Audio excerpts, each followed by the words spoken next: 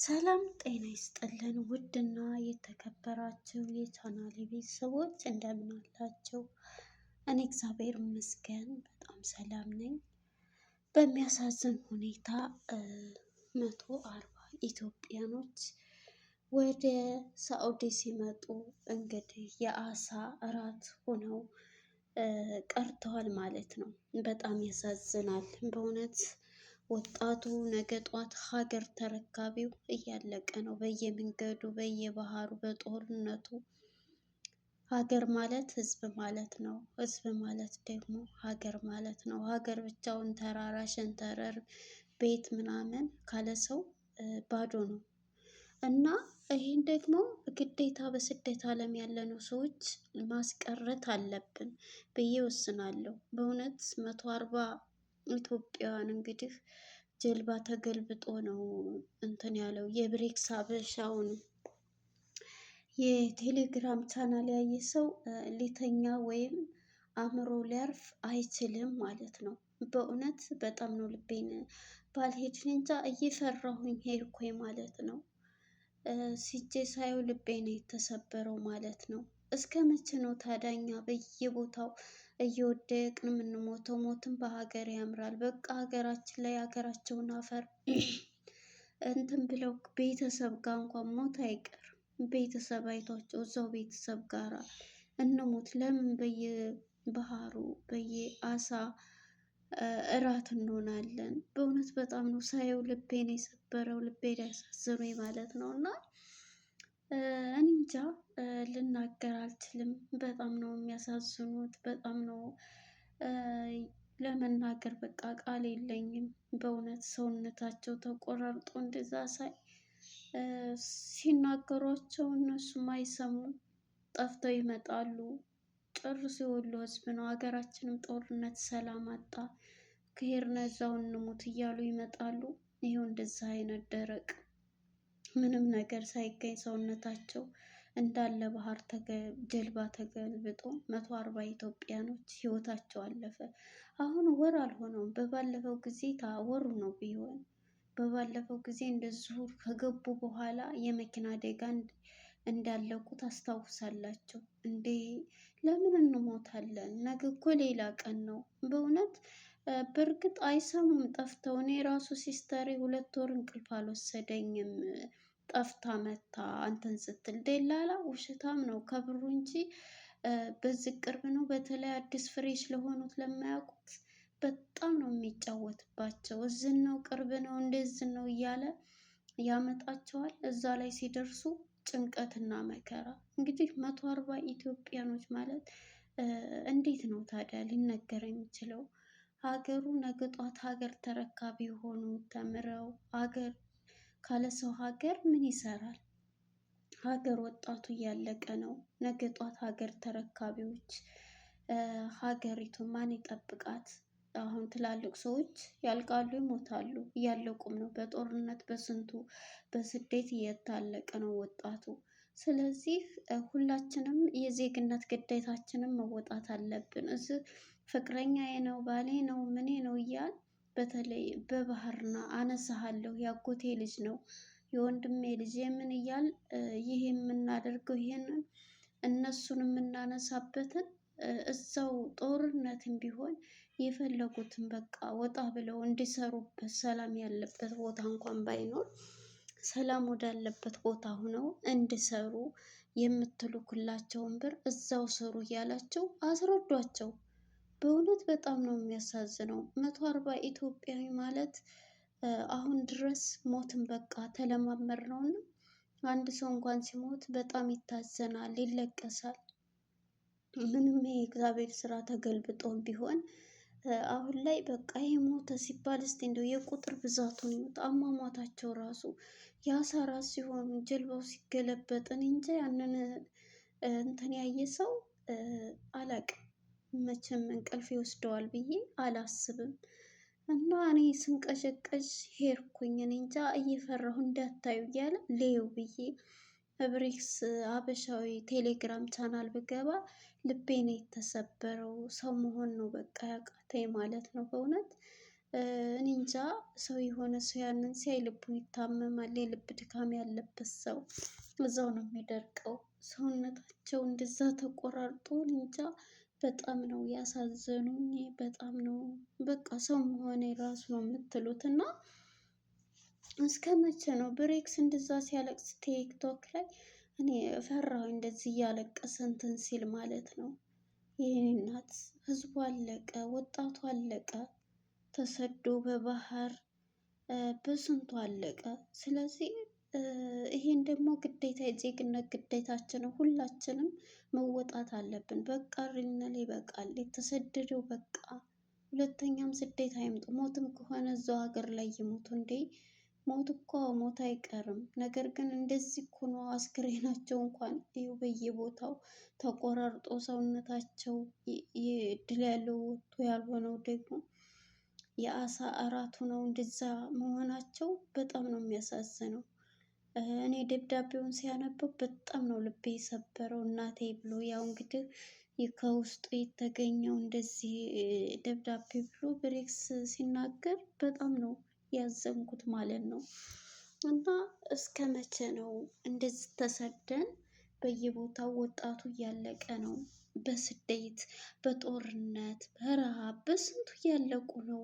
ስለዚህ እዚህም መጥተው ስራ እንኳን የለም። መጥተው እንኳን የሚመጡበት የምታነሱባቸውን ብሩን ላኩላቸው፣ እዛው ስሩ በቃ ወንድሜ አጎቴ ወይም ባልሽ አጎቴ ልጅ አክስቴ ልጅ የሚለውን ሲነግሯቸው አይሰሙም። ግን አላነሳህም ብላችሁ ቃል ግቡላቸው። እንደዚህ እናነሳለን ስትሏቸው ይመጣሉ። መንገድ ጀምረው ነው የሚናገሩት። እኔ 2 ወር እንቅልፍ አልወሰደኝም ደላላው ደውሎ እንደዛ ሲለኝ። በዛ ላይ ደላሎች እየደወሉ እንዴት እንደሚያስጨንቋቸው ብቻ እና ስለዚህ እውነት ለመናገር በጣም ነው የሚያሳዝነው። እባካችሁ አትምጡ። ለምን ወጣቱ ያልቃል። ነገ ጧት ሀገር ተረካቢ ነው። ነገ ሁሉም ነገር እንትን የሚልበት ነው። ስለዚህ እባካችሁ እንደዚህ አታድርጉ። በእናታችሁ አትሞቱ እንዴ! ኧረ በእውነት በጣም ነው የሚያሳዝነው። በቃ አለቅን እኮ ወጣቱ አለቀ። ሀገሩ ብቻ ቀረ። ሀገር ማለት ምን ማለት ነው? መጀመሪያ ሀገር ማለት ህዝብ ነው። ሀገር ማለት ሰው ነው። ስለዚህ ሰው ከሌለ ሀገር ብቻውን ተራራ ሸንተረሩ ውሃው ቤቱ ፎቁ ምን ይሰራል ካለ ሰው እንዴ? ወጣቱ እኮ አለቀ። የምር በጣም ነው የሚያሳዝነው። እዛ በጦርነት በሀገር ቤት ይገደላል። እዛው ይገደል። ጦርነት እንኳን ገብተው በየቤት እየገቡ ይገላሉ። ግን ደግሞ ይህ ሁሉ ወጣት ከመሰደድ ሀገሩ ገብቶ እዛው ሀገሩ ላይ ሆኖ የሆነውም ተዘጋጅቶ መጠበቅ። ሞትም ከሆነ እዛው ሀገሩ ላይ ሞቶ አስክሬኖቸው እንደዚህ ከሚሆን ሀገራቸው ላይ ቢሆን እና የሀገራቸውን አፈር እዛው እንትን ቢሉ ይሻላል፣ ሞትም ባይቀር። እና ለምንድን ነው ይሄ ሁሉ ህዝብ መሞት የለበትም? ሁላችንም የዜግነት ግዴታችንን መወጣት አለብን። አትምጡ ማለት አለብን። በቃ ስደት የተባለ ነገር ለሁሉም አይገጥምም። ለአንዱ ጥሩ ደረጃ ወይም ጥሩ ነገር ሆኗልና ለእኛ በዛ አይነት ደረጃ እንሆናለን ማለት አይደለም። ወጣቱ እያለቀ ነው። ወጣቱ እየሞተ ነው። ወጣቱ በየሄደበት እያለቀ ነው። እና ስለዚህ ወጣቱ አልቆ ሀገሪቱ ማን ነው የሚረከባት? ሀገሪቱ ማን ነው የሚያኖራት? እንዴ በተለይ በወሎ ላይ ያሉ ወጣቶች እንዳለ እየተሰደዱ እየሞቱ ነው ያሉት። አሁን እንዳለ የራያ ህዝብ ናቸው አለ ብሬክስ ሲናገር እና መታወቂያቸው ውስጥ ሲገኝ። ስለዚህ ሁላችንም ልንቃወም ይገባል። በስደት ያላችሁ እህቶች በተለይ ሳውዲዎች ይሄን እልክልሃለሁ፣ ይሄን ልክ ያነሳሻለሁ፣ ይሄን ልክ ያነሳሃለሁ እየተባለ እንትን ማለት የለበትም። ማን ነው ማለት የለባቸውም። እውነት በጣም ነው ልብ የሚሰብረው። እኔ ልቤና ያመመኝ ትናንትና ነው ያየሁት፣ ግን እስከዛ ማውራትና እንትን ማለት አልቻልኩም። እና እባካችሁ እዚህ ወንድም አጎት ባህል ምን ያላችሁ ሰዎች አነሳሃለሁ እያላችሁ አትበሏቸው። እዚህስ መተው ነው ምንድን ነው የሚሰሩት? እንደምታዩት ነው። መተውም ከስንት አንዳንድ ነው እንደው ገጥሟቸው እንኳን ቢሰሩ ሲያያዙ ነው የምናየው። ስራ ጠፍቶ ነው የምታዩት። ስለዚህ ይህ ሀገር አስጠልቷል። እንኳንም በሰላም እንኳን ቢገቡ እዚህ እና እባካችሁ ሁላችንም የዜግነት ግዴታችን አለብን። ሀገራችን ካለ ሰው ምንም ሊሆን አትችልም። ስለዚህ ሀገር ማለት ሰው ማለት ነው። ሰው ከሌለ ሀገር ብቻውን ምንም ሊሰራ አይችልም። ወጣቱ ደግሞ ነገ ጧት ሀገሩን የሚረከበው ወጣት እያለቀ ነው። የሌላ ሀገር ዜጋ መጥቶ እንዲቀመጥበት በቃ የራሳችን ዜጎች ወንድሞቻችን ሁሉ ህዝቡ እያለቀ ሀገሩ ባዶ ሲሆን ምን ይሰራል? የኮሪደር ልማት፣ የፎቅ ልማት የምን እየተባለ የሚሰራው? ህዝቡ ካልኖረ ህዝቡ መሰደድ ነው። ህዝቡ እየተሰደደ ማለቅ ነው። ስለዚህ ሁላችንም ይሄንን ነገር ልንቃወም ይገባናል። 140 ኢትዮጵያ ነው የሞቱ ሲባል በጦርነት ይሄ ያክል ህዝብ ሞተ። ጦርነት መቼም ያው ጦርነት ነው። እዛም ሆኖ በጦርነት ንጹህም እንትኑም ነው እየሞተ እና ስለዚህ ሁላችንም የዜግነት ግዴታችንን መወጣት አለብን።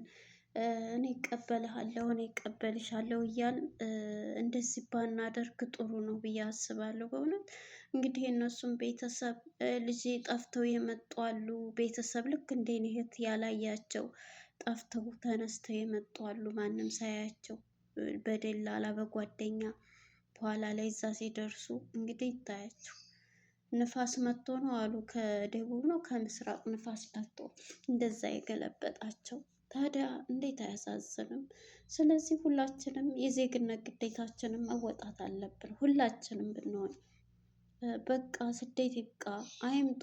ደግሞ መምጣትም ከፈለጉ በኢቃማ እንኳን መጥተው ይስሩ። አሁን ላይ ኢቃማ ይሰራል። የሚወጣው ወጪ መቼም ከዛ ምንም አይበልጥም። ስለዚህ ኢቃማ አሰርታችሁ በኢቃማ ውሰዷቸው። ግዴታም ከሆነ ግዴታ ዝም መተን እንቀመጣለን ካሉ ኢቃማ 15 ሺህ እንደዛ ከፍላችሁ አሁን ላይ ኢቃማ በኢቃማ መምጣት ይቻላል። ይምጡና በኢቃማ ይቀመጡ፣ ዝም መተው ስለማይቀመጡ። ስለዚህ በእናታችሁ ሁላችንም ይሄንን ልንቃወም ይገባል። ያንን አስክሬን እንደዛ ሲሆኑ ያየ ሰው መቼም እኔ እንጃ እንቅልፍ የማይወስደው። እኔ እግዚአብሔር ይመስገን እህቴ በሰላም ያን ሰዓት ስለገባች እና ሁላችንም ይሄን ነገር ልንቃወም እንችላለን። የአክስቴ ልጅ ነው የአጎቴ ልጅ ነው እያል ቦታ መስጠት የለብንም ብዬ ነው ማምነው። እኔ እንጃ በጣም ነው ልቤን የሰበረው። ፈጣሪ ሰላሙን ያምጣልን። እኔ አላቅም ለሞቱት የብሱ በየእንትኑ የቀሩትን ደግሞ ፈጣሪ ያሉትን የሚጠብቃቸው፣ የሞቱትን ደግሞ ነፍሳቸውን ይማረው ማለት ነው። ምን እንላለን እንግዲህ የእነሱ ቤተሰቦች ምንድን ነው የሚሰማቸው? በጣም ከባድ ነው። እና ቤተሰቦቻችን ሰው ማለት ሀገር ነው፣ ሀገር ማለት ሰው ነው። ስለዚህ ሰው ከሌለ ሀገር ብቻውን ምንም ሊሰራልን አይችልም። ሁላችንም ልንቃወም ይችላል። መኖር አለበት፣ መቃወም አለብን። አይምጡ ምንም ባይሰሙ እንኳን ግዴታ እልክልሃለሁ እቀበልሃለሁ የሚለውን ነገር ከኛ ማስወገድ አለብን። ዞሮ ቤተሰብ ያጎትሽ ልጅ ያክስት ልጅ የምን ልጅ ነው የሚሆኑት? ይህ ሁሉ ኢትዮጵያዊ እንግዲህ የማይታወቁም አሉ እየተባለ ነው። 140 ኢትዮጵያዊ አለቀ ሲባል በጣም ይገርማል።